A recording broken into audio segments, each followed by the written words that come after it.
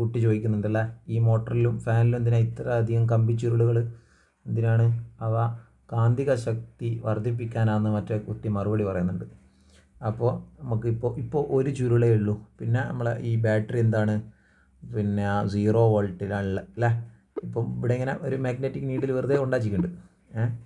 അപ്പോൾ നമ്മളെന്ത് ചെയ്യാണ്, പിന്നെ ഈ 10 വോൾട്ട്സ് ആക്കി മാറ്റും. 10 വോൾട്ടാക്കിയതാ അത് ഇലക്ട്രോൺ ഫ്ലോ ആണ് കാണിക്കുന്നത്. പിന്നെ നമ്മളെ ഫീൽഡ് ലൈന് നിങ്ങൾ ശ്രദ്ധിക്കുന്നില്ലേ, ഫീൽഡ് ലൈൻ കണ്ട, ഫീൽഡ് ലൈന് പിന്നെ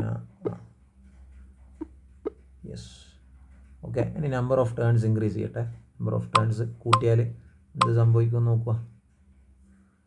നമ്പർ ഓഫ് ടേൺസ് കൂട്ടിയാൽ ഇതിൻ്റെ സ്ട്രെങ്ത്ത് വർദ്ധിക്കും എന്ന് പറഞ്ഞില്ലേ.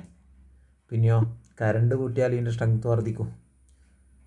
ഇനി പിന്നെ ഈ പൊളാരിറ്റി, അതായത് നമ്മൾ ബാർ മാഗ്നറ്റിൻ്റെ പെർമനൻറ്റ് മാഗ്നറ്റാണ്, അതിൻ്റെ പൊളാരിറ്റി മാറൂല എന്ന് പറഞ്ഞു. ഇത് ഇലക്ട്രോ മാഗ്നറ്റ് അല്ലേ, ഇലക്ട്രിസിറ്റി കൊടുത്തിട്ട് മാഗ്നറ്റ് ഉണ്ടാക്കുകയാണ് ഇലക്ട്രോ മാഗ്നറ്റ്.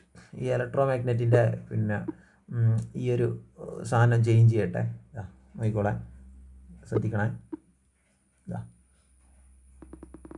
തിരിച്ചിട്ട് ബാറ്ററി തിരിച്ചിട്ട് വേറെ എന്തെങ്കിലും ചേഞ്ച് ഉണ്ടോ നോക്കിയാ.